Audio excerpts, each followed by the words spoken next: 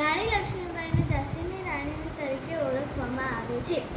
1857ના ભારતીય વિદ્રોહ સૌથી અગ્રણી મહિલા હતા.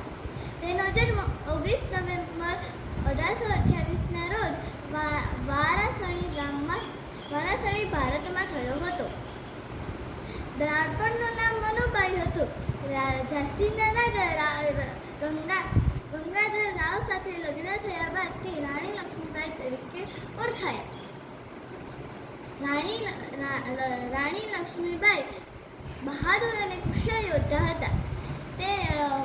રાણી લક્ષ્મીબાઈએ નાનપણથી તલવારબાજી અને ઘોડેસવારીની તાલીમ લીધી હતી. 1853ના પતિના મૃત્યુ બાદ બ્રિટિશ ઈસ્ટ ઇન્ડિયા કંપનીએ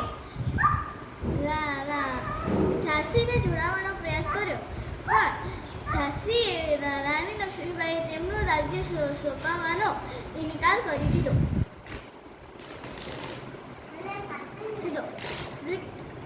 રાણી લક્ષ્મીબાઈએ બ્રિટિશ દળો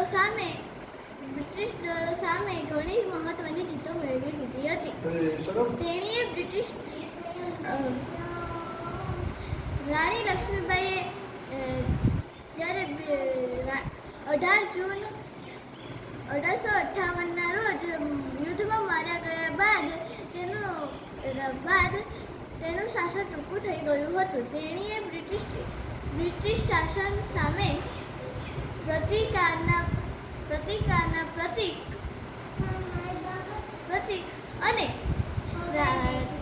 રાષ્ટ્રીય નાયક તરીકે ઓળખવામાં